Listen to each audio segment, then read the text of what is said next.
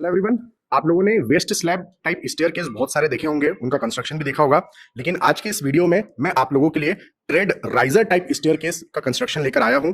यहां पर आपकी वेस्ट स्लैब नहीं डलेगी, यहां पर केवल आपको स्टेप्स दिखेंगे। ठीक है, आपको नीचे दिख रहा होगा कि कोई वेस्ट स्लैब नहीं है, सिर्फ स्टेप्स बने हुए हैं। ऐसी स्टेयरकेस को हम लोग ट्रेड राइजर टाइप स्टेयरकेस बोलते हैं। इसमें जो ट्रेड यहाँ पर आपको जो दिख रहा है, यहाँ पर जो हमने ट्रेड डाल रखा है, ये वाला डिस्टेंस, ये जो ट्रेड हम लोगों ने डाल रखा है ये 250 mm का है, और जो राइजर यहाँ पर आने वाला है वो 160 mm का आने वाला है।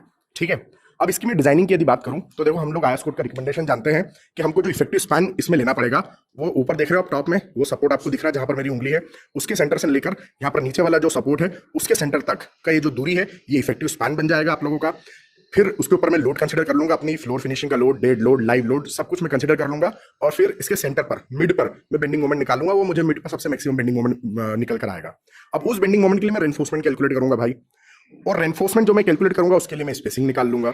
अब देखो उसको मैं कैसे प्रोवाइड कर रहा हूँ। तो ये जो मैंने मैक्सिमम बेंडिंग मोमेंट निकाला ना मिड स्पैन पर, उसके लिए जो मैं रेनफोर्समेंट निकाल रहा हूँ ना, उसको इन the form of closed ties, trade में भी और राइजर में भी। देखिए आपके सामने ये मैंने उंगली रखी है, ठीक है। ये रेनफोर्समेंट जो जा रहा है, ये जा रहा है, ये पूरा ऐसा है ना, ये ट्रेड में गया, और ये जो आप देख रहे हैं ये हो गया आपका राइजर का। समझ में आई? तो in the form of close tie हमने डाल रखा है। अब ये दोनों अलग अलग नहीं है, ये वाला देखना, ये वाला जो क्लोज टाई बना है, ये वाला जो क्लोज टाई बना है, ये अलग अलग नहीं है, ये एक ही रेनफोर्समेंट है। उसको हमने बेंड कर करके इस शेप में बना रखा है, उसको हमने इस शेप में बना रखा है।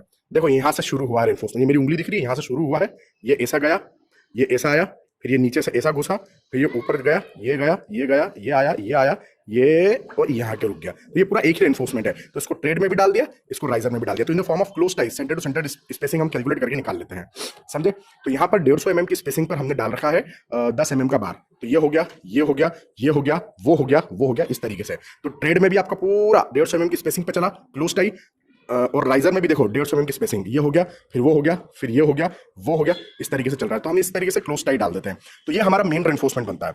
अब जो डिस्ट्रीब्यूशन रेनफोर्समेंट डालना है वो भी हम लोग यहाँ पे डालते हैं। 10 mm का हमने वो डाल रखा है, तो ये हमने 10 mm के डाल रखे हैं डिस्ट्रीब्यूशन रेनफोर्समेंट। आप लोगों को पता होगा 0.15% यदि माइल्ड स्टील है तो, और 0.12% 0.15% हम डालते हैं यदि माइल्ड स्टील है, और 0.12% हम डालते हैं यदि हमारे पास में HYSD है तो। तो ये आपके यहाँ पर डल गया 2, यहाँ पर डल गया 2, एक एक नीचे डले हुए हैं, तो वो हमने डाल रखे हैं। ऐसा ये एक मेरा ट्रेड तैयार, ऐसे ये दूसरा भी, तीसरा भी, चौथा करते करते पूरा ऊपर तक हमारा ये पूरा tread riser type stair ready हो जाता है।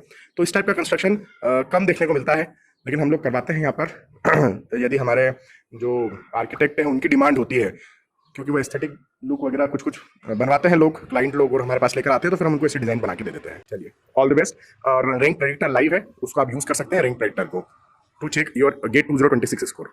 Let's crack it.